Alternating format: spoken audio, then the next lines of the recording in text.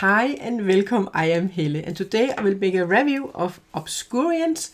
This is a game for 4 to 7 players. It takes about 30 to 60 minutes to play and is for the ages 12 plus. And this game is designed by Rocky Bogdanski and Kai Wetzel. First I will come with an overview of the game and then I will come with my impression of the game. And in this game, we are all Obscurians. We are all going to be dealt a secret mission at the start of the game. And this is a secret you are going to hide from the other players. And this also determines what you're going to go for in the game. And each player, they're going to get 10 goods at the start of the game. And then they're going to get 6 or 7 suspicion tokens, depending on if you're playing with 7 players. You will always get 6, but if you're playing with 7 players, you will get 7. And we have these 7 different missions that players can get. So if you're playing with 7 players, you would also have this control. And with the control, you are going to receive 42 points, no matter what. So you have to prevent other players from achieving their goals, so they are not going to get many points. But this one is not recommended to play with for your first place. But when you are familiar with the game, you can add this one in. Or of course, if you are 7 players, then you would need to add the control. The normal 6 missions you have that people they could get is the keep. And with the keep, you're going to score 7 points for each of your own goods. So the keep wants to keep all of their own goods. That they would preferably like to have all of their 10 goods at the end of the game. With the take, you can, for foreign colors, not your own color, for each stack you have, if you have up to 5, you can get 25 points. If you have 4, you can get 16 points, and so on. So you are going to try to collect a lot of goods from different colors. So with the collect, you're going to try to collect different colors. So for each set you have of different colors, you can gain victory points. So that would be 4, then it would be 14 points. And you can have more sets with the colors. So you could have more sets with different colors to score you points at the end of the game. The gift starts with 70 points, and at the end of the game they're going to get minus 5 points for each good they have. So they would like to end up with 0 goods if possible. With the select, you want to have exactly 1 good of 4 different colors, and then you could have 2 goods of another color. That can score you 15 points for each 1 good you have, where you have exactly 1. And then if you have any where you have exactly 2, you can score 5 points. But if you have 3 or more, then you would score no point for that color. And with the lose, you're going to win the game if you have the least points of all players at the end of the game. And you start the game with 75 points. So you're going to try to lose points. And you can lose points if you at the end of the game only have 4, 5 or 6 goods. And then you can lose 20 points. If you have only 2 colors, a max of 2 colors, you can lose 20 points. And if you can manage to place suspicion tokens on all other Obscurians, and you need to guess them incorrectly. So you want to be very bad at guessing, then you can also lose 20 points. The game is played over 4 to 6 rounds. You do not know when the game is going to end. At the start of the game, you're going to shuffle and take 4 random cards. Then you're going to take 2 cards, and with those 2 cards, you're going to shuffle in this sandstorm card. And when the sandstorm card is revealed, then the game is going to end immediately. So you can have 4, 5 or 6 rounds in a game. And in this setup, we have already played 1 round. And when a new round is going to start, the player with the start card and this token is going to flip over the next round card. And this round card will have effect for this round. So you have different round cards that will add some different abilities. But this one says you can't use any lock die faces. And this one says that you can multiply the plus symbol with 2. And this means that you can take goods. So let's just look at these die faces we have. This one means you can give goods. So you can take goods from yourself and give to other players. This symbol means that you can take goods. And in this round you would be able to multiply it with 2. And this one means that you can exchange goods from yourself with another player. And this one means that you can take one good from a player and give it to another player. So not from yourself, but you can do it between two other players. And this one means that you can lock two of your goods, and then nobody can touch those two goods until it's your turn again. If you have 4 of the locks, you can get a trade ban, and this means that if you get a trade ban, then nobody can take any goods from you or give you goods until it's your turn again. So at the start of your next turn, you would remove this ban again. On a player's turn, first thing they can do if they want to, they can take their suspicion tokens, and then they can add suspicion on other players. If, for example, you think that this player might be a keeper, you can play this token. You may also play more than one suspicion token on the same player. If you are in doubt and you think they are one of those two, you could place both of these suspicion tokens. You can play any number or not play any if you want to. And after that, you're going to roll the dice. And when you have rolled the dice, you can only roll them one time. This is what you're going to get. But you can use a suspicion token. If you discard a suspicion token from the game, then you may re-roll any number of dice. And you can only take one of the die faces to activate. You don't get to activate everything. Unless you get a card here that says so. So maybe this player would like to take these two. You can take all the same of the same symbol. We actually have one more symbol. Let's just put this one in too.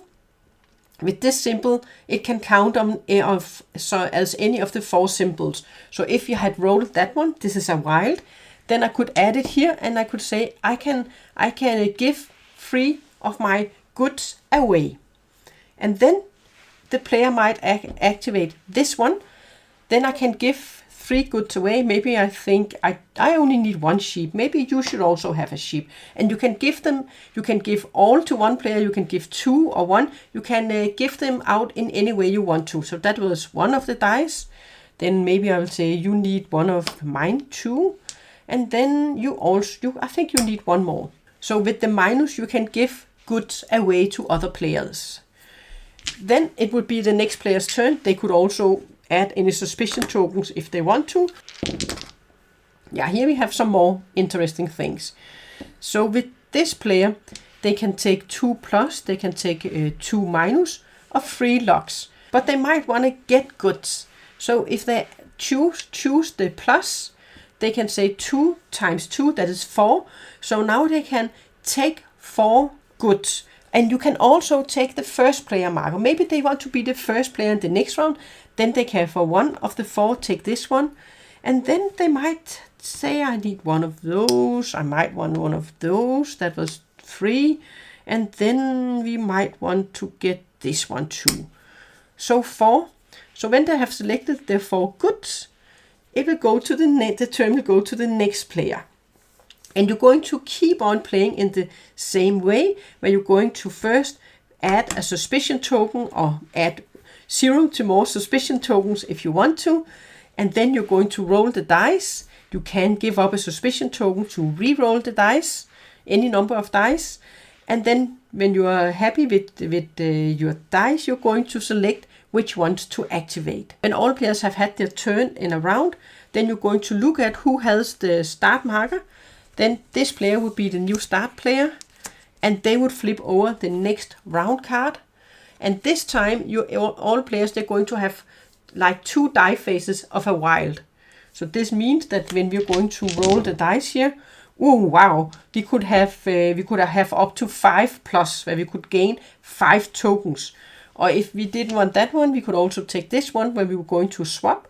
So if they wanted to swap instead, they could say, hey, I think you should have this one and I could get my cookie back. I think maybe you should have a sheep and I will take my cookie back. And they can do it 3 times and then maybe you can get your sheep back and then I will take my cookie back. So that could also be that you took these where you're going to exchange with other players.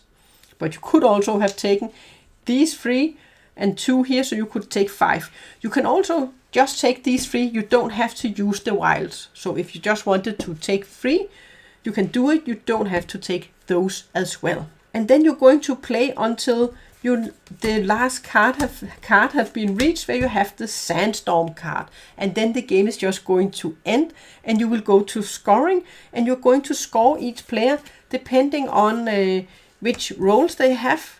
Then they have different things they need to go for, and you're then also going to score players if they have guessed correctly. Then you're going to flip it to see if the players they have guessed correctly on what a player is.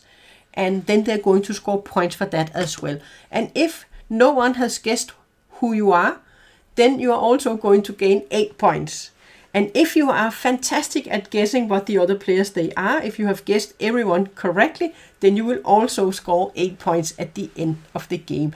And then you're going to add up all of the points, and the player with the most points is going to win the game, unless you have the loser in the game and they have the fewest points, then they would win the game if they had the fewest points. So in this game, players, they're going to try to hide who they are, and often in this game I find that in the start of the game we are trying to seem like we have another role that we really have. So we might grab chips even though we might want to get rid of the goods, and then we might do something that we are acting like we might be another character, or we might have another mission than we really have. And then when you come later in the round, you need to start doing what you really need to do to score points. But you want people to guess you wrong, so they're not going to get the points for guessing who you are and which role you have. So especially at the start, you're going to try to do something else than what your real mission really is. And that is also a bet you have. You can't save your mission tokens and wait until later with guessing who people they are, because it's going to be easier to learn it later on in the game. But there is a catch here, because you might get fewer points if you guess correctly, or you might even be too late in guessing if you're playing with, for example, 7 players. Then only 3 players, the first 3 players to guess another player what mission they have, are going to get points for it. But this is a game where you have a lot of player interaction, and you have a lot of talking about what you think about who the other players they could be. And maybe you're also trying to mislead the other players and say, hey, I think that player could be that, and then in reality you have that role yourself. So it's a fun game, and it's a game where you don't have to lie. In some deduction games where you have hidden roles, you might need to lie about what you are.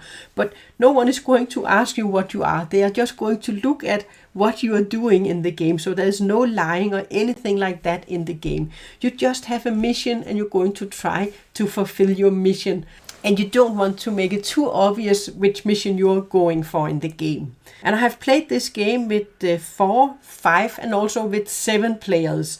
And I will say that the more players you are, this more difficult it is to keep a track on what everybody is doing in the game and what you think everyone is. With 7 players, it's even more chaotic, because then you also have the control, and they are just in there to make chaos and make sure that players they get the fewest points as possible, because they only score 42 points for their mission. But this is a game that can be a bit confusing for new players the first time you play the game, because there are all these different roles you have to think of, and it might be enough for you to think of what you need to go for, what your mission is, but you also need to actually kind of deduce and think of what all the other players they are and what they're going for. So I think this is a game where you need to play it one time, and then you have kind of learned the different mission types that are in the game, and the next game will be much easier for you to play. The rules for the game were easy to read and understand, and I think that it's easy to explain the rules too. It's just that you have a lot of different roles or missions where you have to kind of know them all to play the game well, because you need to deduce what you think the other players they could be. One thing I think when you are going to play the game for the first time and introduce it to new players, then I think you should deal out the roles for each player before you explain what all of the roles they do. Then each player, they can look at, oh, I got the take, and then they can listen extra carefully when you explain how the take role works. I think that will give them that will introduce it in a better way if you give the roles first and then explain all of the different roles that are in the game. And you can have the rules nearby, so each player they could take this one and then read at the rules for their character if they need it. There are some samples in the rules for how you're going to score for each of the different mission types. So have the rules in handy for players to grab if they just need to learn about their own role, or they might need to learn about missions other players they could be. And then the game is fairly simple with what you can do. Since you're on your turn, you can place suspicion tokens, then you're going to roll the dice and then choose one of the die faces. And you have to look at also these. There are some different abilities on these cards you can take into account for each round. But these you can just explain as they are flipped over what they mean. I think they are fairly simple too, and they have them all explained at the back side of the rules here for the game overview. I think this game is super fun, and I like that you have a lot of player interaction, and I like the thing that you can try and get people to think you are something else. It's very I think it's great when you see people, they are going to place suspicion tokens on your board and they put the wrong ones down. That I think was enjoyable to see that, hey, my plan is working. I wanted to seem like I was the loser or something like that, and then people, they are starting to put those suspicion tokens on my board. So my plan is working. They think I'm something, but I am really something else. And I think that is a fun part. But it's also satisfying actually guessing and seeing at in the end that you guessed correct with players with which missions they had.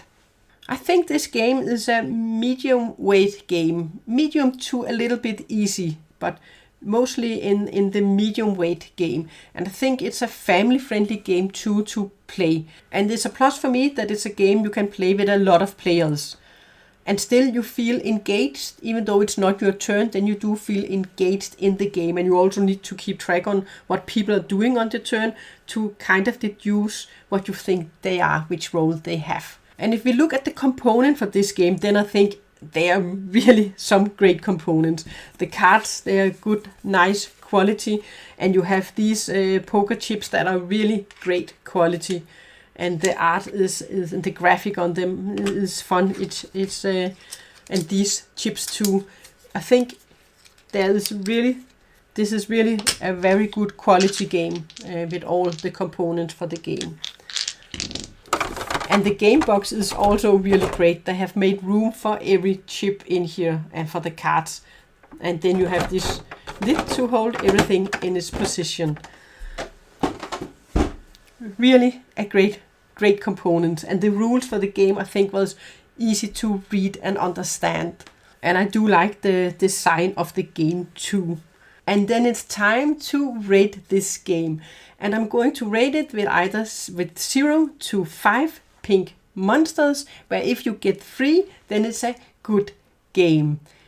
But I'm going to rate this game and I'm going to give it 4 pink monsters, because I do think this is a very great and enjoyable game to play. But that was my review of Obscurians. Thanks for watching.